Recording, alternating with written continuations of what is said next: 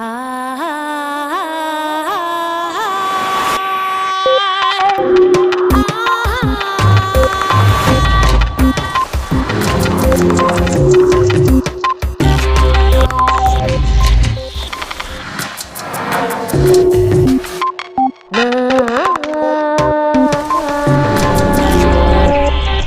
impidiendo que los niños y jóvenes tengan un desarrollo óptimo cuando les privamos del aprendizaje social y emocional. René Dijkstra. Un niño que conoce y sabe gestionar sus emociones no solo tendrá mejores resultados académicos, sino que estará más preparado para el mundo laboral. Mediante programas probados científicamente, es posible desarrollar lo que llaman habilidades para la vida, es decir, una serie de destrezas en el ámbito social, emocional y ético, que complementan y optimizan las habilidades cognitivas e intelectuales.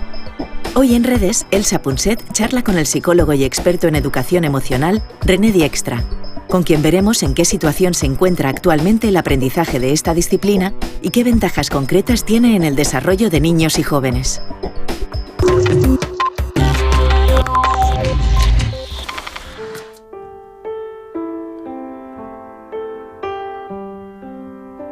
Tres grandes errores caracterizan la educación que reciben hoy nuestros hijos y nuestros nietos. El primero es no tener en cuenta dos de las enseñanzas más importantes de la neurociencia. Que la razón no sirve para nada sin las emociones, por una parte, y que el cerebro es un órgano muy sofisticado, difícil de comprender, pero enormemente plástico. El segundo error del sistema educativo es no aceptar que los maestros han de lidiar con la diversidad cultural que existe actualmente en las aulas, pero también con lo que tienen en común todos los alumnos: las emociones, la rabia, los celos, el menosprecio.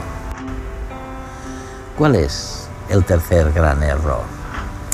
El tercer gran error de las escuelas de este siglo es la jerarquización de las asignaturas que arrastramos de siglos pasados. Y es que hoy en día es perjudicial colocar en el último eslabón, detrás de las matemáticas, la lengua y las humanidades, las materias creativas y artísticas. Para corregir estos errores, lo más eficaz es introducir en las aulas el aprendizaje social y emocional. Y es de eso de lo que vamos a hablar hoy en Redes. René, dedicamos tanto tiempo, tanto dinero y tantos recursos a las escuelas. ¿Son necesarias? ¿Para qué sirven? En primer lugar, las escuelas son necesarias porque forman una comunidad de nuevas generaciones que tienen que vivir juntas y trabajar juntas en el futuro para dirigir una sociedad. Y lo cierto es que no hay mejor lugar que la escuela para ayudarlos a descubrirse, a conocerse, a entender cómo lidiar los unos con los otros. ¿Qué modelos de escuelas hemos tenido? Ha habido bastante variedad. Escuelas como las escolásticas, ciertas escuelas latinas que eran ante todo para lo que llamamos formación del carácter de los jóvenes, para ayudarles a crear personalidades que a la sociedad le gustaría tener. Pero el énfasis en la formación del carácter o aprender a internalizar ideologías, como las escuelas religiosas, los seminarios, etc., se sustituyó en los siglos XIX y XX por escuelas que, ante todo, querían preparar a los jóvenes para la economía, para el mercado laboral. Y muchas dicen actualmente que su objetivo es el desarrollo general del niño, que implica el desarrollo del niño en los aspectos cognitivo, intelectual y social, emocional y ético. Lo curioso es que si vas a su plan de estudios, los tres últimos no suelen figurar en él como aspecto formal, integrante de...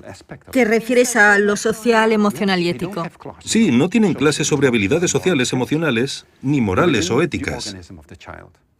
En el organismo del niño Esas cosas no pueden separarse. Por ejemplo, si quieres hacer bien tus deberes y tener buenas notas, necesitas un cierto grado de autocontrol. Tienes que ser capaz de aplazar Sí, los pequeños placeres. determinados pequeños placeres y disciplinarte de verdad para hacer los deberes. O necesitas planificar. La necesidad de planificar el aplazamiento de nuestros pequeños placeres no se consigue aprendiendo aritmética o matemáticas o francés o lo que sea. Te daré otro ejemplo. Es extremadamente importante, de hecho es la primera habilidad que aprendes en los denominados programas de aprendizaje social y emocional, que un niño perciba y sea capaz de gestionar adecuadamente sus sentimientos.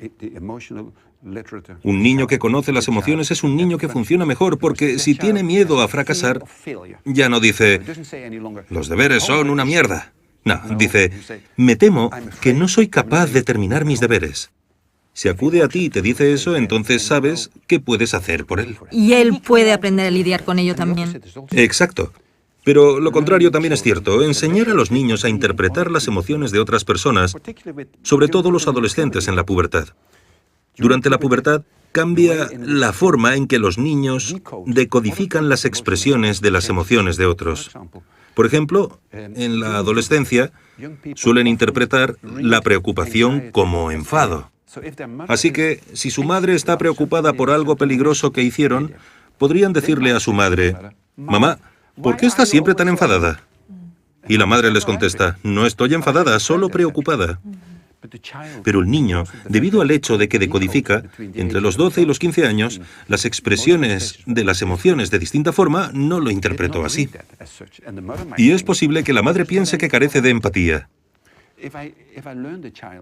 Si le enseño a un niño a interpretar bien las emociones de otros, mejorará su capacidad de conectar, de construir relaciones con otros y de empatizar con ellos.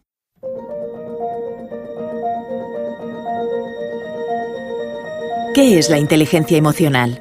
¿Se trata de uno más de nuestros distintos tipos de inteligencia, como la espacial o la verbal? La respuesta es no. Ni tenemos un módulo de nuestra inteligencia dedicado a las emociones, ni se trata de una de las famosas inteligencias múltiples que describió Howard Gardner en los años 80 del siglo pasado. Según la teoría de Gardner, que no ha sido avalada universalmente por la comunidad científica, existen tantas formas de aprender como tipos de inteligencia múltiples básicas: visual espacial, verbal, cenestésica, lógico-matemática, musical, etc. En cambio, hablar de inteligencia emocional implica hablar del funcionamiento de todo nuestro cerebro, con el aval de los enormes avances de la neurociencia de las últimas décadas. Estos descubrimientos nos han permitido sacar a las emociones del rincón profundo y marginado donde se hallaban. Durante siglos, la ciencia no las consideró objeto de estudio y la sociedad las menospreciaba a la hora de tomar decisiones o de emitir un razonamiento. Ahora sabemos que la emoción interfiere con la razón y la razón modifica la emoción. No se pueden separar. Otro descubrimiento capital para poder hablar de inteligencia y de educación emocional es la plasticidad del cerebro. Las experiencias, los pensamientos, los sentimientos, todo está continuamente modificando las conexiones entre las neuronas. Desde el nacimiento hasta la vejez, podemos aprender y desaprender. Incluso nuestras emociones son moldeables. Por lo tanto, la inteligencia emocional no es más que la asunción de que nuestra inteligencia es emocional y de que podemos educarla con las prácticas adecuadas. René, ¿es fácil comprender las emociones? Sí y no. Hasta cierto punto son fáciles de entender porque sabemos cuando una persona o nosotros mismos disfrutamos o estamos nerviosos o tristes o celosos o lo que sea. Por otra parte, también son siempre complejas porque casi siempre tenemos emociones mezcladas, varias emociones a la vez, varias. Pero algunas las expresamos más fácilmente hacia otros que hacia nosotros mismos. Por ejemplo, la mayoría de la gente no tiene demasiados problemas para decir «estoy muy enfadado contigo». Pero podría ser, si lo analizas un poco más, que no se trate solo de enfado, sino de la ansiedad que surge en muchas relaciones. Una chica y un chico discuten. Ella se enfada. Y si le preguntas ¿Cómo te sientes? Contesta, estoy muy enfadada contigo, pero al mismo tiempo es posible que esté muy preocupada. Porque la relación no va bien. Sí, exacto. O por si él la deja o lo que sea. Así que es muy importante, si estás en una situación concreta con emociones que realmente te agobian, aclarar qué emociones intervienen. Por eso es importante aprender a comprenderlas, a ponerles nombre. ¿Cómo podemos hacerlo? Por ejemplo, me cuentas que eres muy infeliz. Infeliz. Sí, pero ¿qué narices significa infeliz? Y lo que hago es decirte, dime, Elsa, ¿qué quieres decir con infeliz? ¿Estás triste? ¿Estás avergonzada? ¿Te sientes culpable? ¿Celosa? ¿Cuál de ellas? Y entonces tienes que pensarlo. Y es probable que en un determinado momento digas, sabes, estoy muy avergonzada. Ahora puedo hablar contigo y tú conmigo, porque puedo preguntarte, ¿quieres contarme de qué te avergüenzas? Y cuando te hago esas preguntas y tú las verbalizas, de repente las ves claramente. Y en cuanto las ves claramente, puedes adoptar una postura al respecto. ¿Sabemos distinguir las emociones?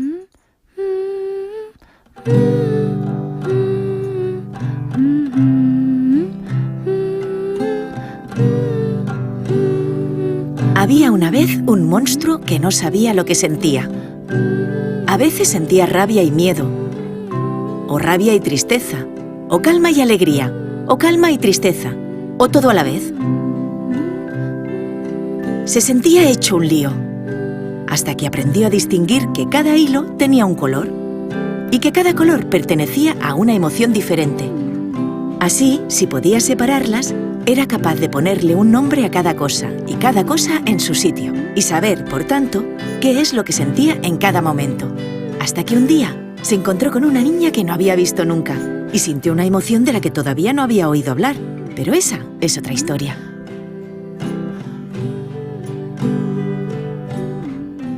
¿Cuándo podemos empezar a enseñar a los niños acerca de sus emociones?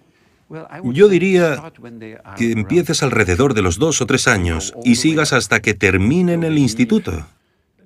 Alrededor de los 17 o 18 años, basándote en las distintas etapas de desarrollo. Con 3 años, un niño o una niña se acerca a otro y coge un juguete.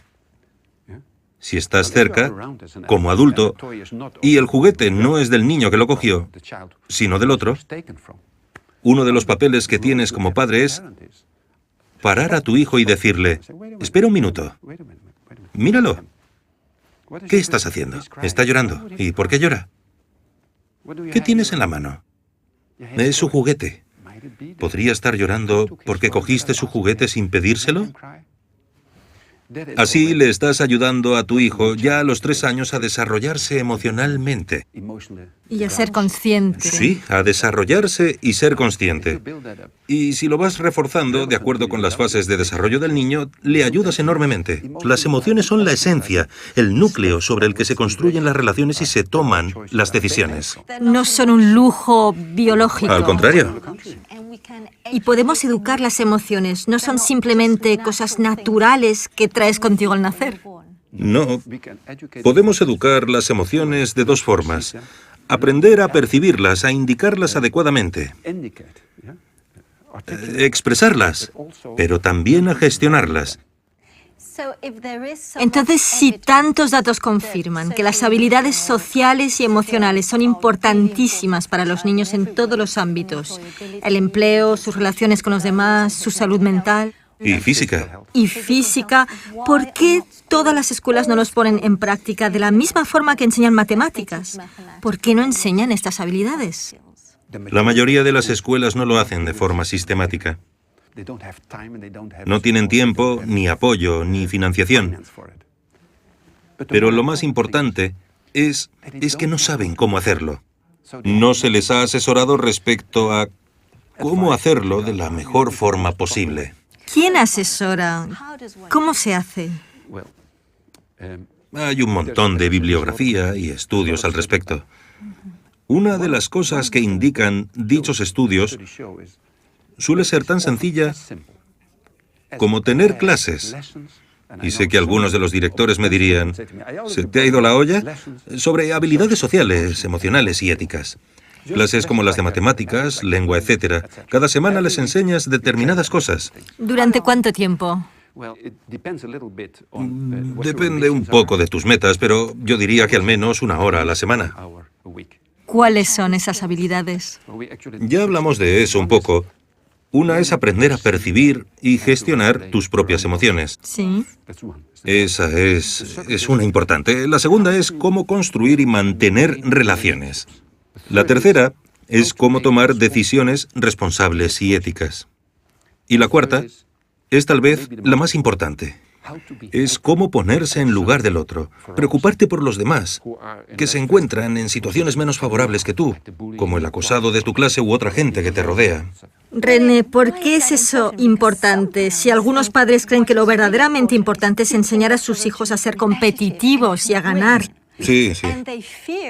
Temen que si le enseñas a un niño a ser justo y compasivo con otros, va a ser vulnerable, más vulnerable, y tal vez tendrá menos éxito. No estoy de acuerdo. Muchos padres valoran muchísimo que sus hijos sean defensores o partidarios de esos valores sociales que acabamos de mencionar.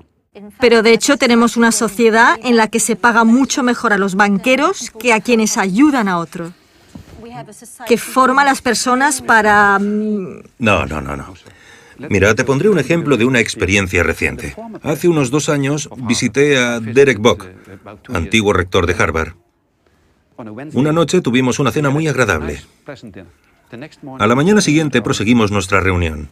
Cuando nos encontramos, estaba muy estresado y casi deprimido.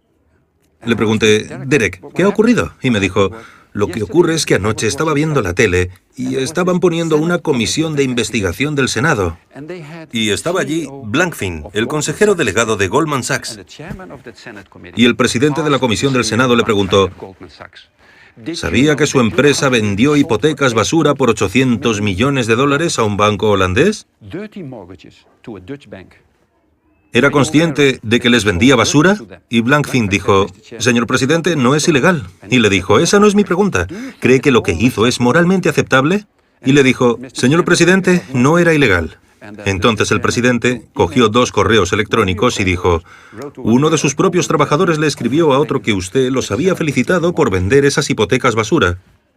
Y Derek Bock, el antiguo rector de Harvard, dijo, lo que me entristece tanto es que cuando Blankfein se enfadó, comentó que se había licenciado en la Facultad de Derecho de Harvard. En Harvard hicimos algo mal. Si personas así son el producto de nuestra educación, creo que eso lo dice todo. ¿Se puede tener éxito y tener habilidades sociales y emocionales? Hacer la pregunta es responderla. No tengo que dar la respuesta, claro. Nuestro sistema de enseñanza imparte competencias trasnochadas y este hecho participa de la enorme tasa de paro que viven hoy los más jóvenes. Por eso no nos queda otra opción que defender programas que incorporen el aprendizaje de habilidades sociales y emocionales. Ahora sabemos que cada euro invertido en estos tipos de programas se recupera triplicado aproximadamente. Se trata de una buenísima inversión, sobre todo para la sociedad, porque su aplicación conlleva menos conductas delictivas, menos alteraciones en las clases y, lo que es más importante, un rendimiento académico mayor.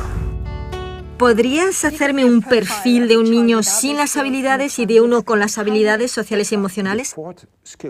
La cuarta habilidad que no mencionamos de forma demasiado exhaustiva es que enseñas a los niños a enfrentarse de forma ética y eficaz a los conflictos. Es una habilidad muy importante. A los conflictos con sus iguales, con adultos, con futuros clientes. Pero hay algunos conflictos con otras personas que no pueden resolverse. Así que tenemos que aprender a aceptar que disentimos y que nunca uniremos fuerzas. Los niños que no han asistido a un programa de estos normalmente no saben enfrentarse a eso. No saben distinguir entre conflictos que pueden solucionarse Sí. y los que no pueden. Y cuando un conflicto simplemente está ahí, el enfado, la frustración, la agresividad, etc., siguen formando parte del repertorio de comportamientos de esos niños, lo que es triste. Para los niños y para la gente que los rodea. Los niños que han asistido a esos programas aprenden a distinguir entre lo que puede resolverse o lo que no. Cuándo puedes hacer algo y cuándo no puedes. Lo que es tremendamente importante. Por poner un ejemplo, si tus padres riñen en casa entre ellos sobre su relación, como niño difícilmente puedes hacer algo. Pero algunos niños no pueden abstenerse. No pueden porque no han aprendido a distinguir entre ambos. Así que toman partido. Y la cosa empeora. Los beneficios de los programas de aprendizaje social y emocional en las escuelas para fomentar el desarrollo de niños y jóvenes han sido demostrados en 7 ámbitos relevantes. Desarrollo de habilidades sociales. Reducción de comportamientos antisociales. Disminución del abuso de drogas. Incremento de la autoimagen positiva. Aumento del éxito académico. Mejor salud mental. Aumento de comportamientos prosociales. ¿Qué otra cosa haría mejor un niño que tenga habilidades sociales y emocionales? Deja que te ponga un ejemplo impresionante. Una parte del programa de habilidades para la vida es que también enseñas a los niños a enfrentarse a problemas afectivos graves e incluso tus propias tendencias suicidas, sobre todo en alumnos de secundaria. En una de las clases se pide que los niños se reúnan y piensen qué tipos de dolencias o síntomas tiene una persona que padece depresión. Y son muy capaces de hacerlo en grupo. Saben lo que es. Saben lo que es una persona triste. Triste y deprimida. Y una de las preguntas que les hacemos a esos niños es, imaginad que estáis en ese estado durante mucho tiempo. ¿Qué podríais hacer para aliviarlo? ¿Para salir de él? ¿O qué podrías hacer para ayudar a uno de vuestros compañeros a salir de ese estado triste o depresivo? Y con otros piensan todo tipo de formas de hacerlo.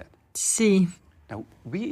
Evaluamos los efectos de esa intervención sobre, por ejemplo, la frecuencia de pensamientos suicidas, de acabar con tu vida, o intentos de suicidio. Y mostraron que aquellos niños que asistieron a los programas, incluso un año tras la conclusión del programa, padecían menos problemas depresivos o pensamientos suicidas y tenían conductas suicidas con menos frecuencia. Lo que demuestra que también en lo que se refiere a la salud mental y las enfermedades mentales peligrosas, los programas merecen mucho la pena. Hacemos lo mismo en uno de los módulos sobre problemas de ansiedad, miedo al fracaso en la escuela, ansiedad social, todos los tipos de ansiedades que puedes tener. Lo que vemos es que un año después de la finalización de los programas, los niños que han asistido se enfrentan mejor a la ansiedad, suelen estar más predispuestos a pedir ayuda o simplemente sufren menos. Dinos más cosas que distinguen a los niños que reciben estos programas. Otro rasgo distintivo muy claro es que los niños que siguen estos programas son capaces de distinguir mejor lo que les gustaría ser en el futuro o lo que tienes que hacer para conseguirlo y lo que te gusta, lo que disfrutas a corto plazo. Así que son más capaces, por así decirlo, de negociar con sí mismos. De trabajar por sus metas. Eso es, sí. Tener metas y trabajar para conseguirlas. ¿Cuánto tiempo lleva formar a buenos formadores en habilidades sociales y emocionales? Los formamos durante 3 días consecutivos y ya en el primer día y medio los reprogramamos, por así decirlo. Porque les enseñamos lo que queremos que enseñen a sus alumnos y les ayudamos a internalizarlo ellos mismos. y luego les damos 2 clases de seguimiento de forma que empiecen sus clases y puedan tratar cualquier cuestión que surja mientras están ocupados con sus niños. Uno de los principios, casi diría los trucos, que enseñamos tanto a alumnos como a profesores es que si estás enfadado, por ejemplo, con un alumno, antes de decidir cómo actuar, echando del aula al alumno, por ejemplo, utilices el principio del semáforo, contar hasta 10. Lo que suelo hacer es enfadar a los profesores y, lógicamente, empiezan a protestar y a gritar y entonces digo, parad el carro, utilizad el principio del semáforo.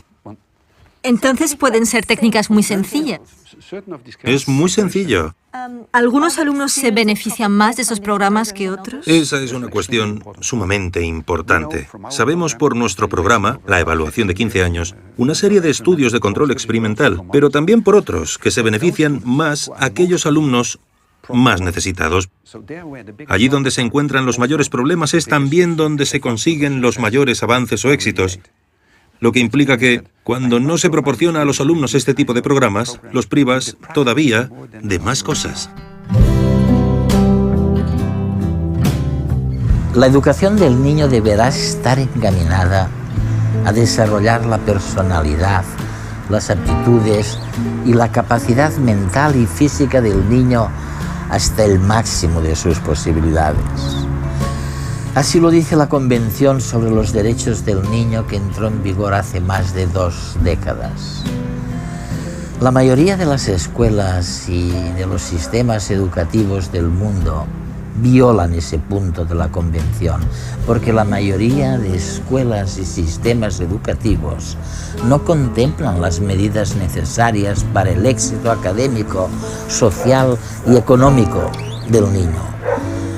No se puede optimizar su desarrollo global si no se enseña al niño, entre otras cosas, a focalizar la atención, a distinguir y gestionar sus emociones, a trabajar en equipo, de manera no competitiva necesariamente.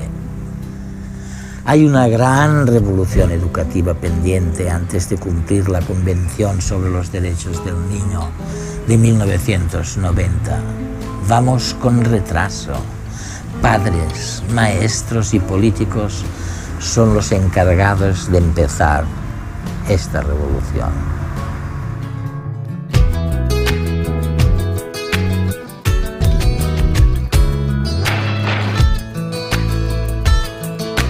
Mi pregunta es, ¿todo el mundo puede tener buenas ideas?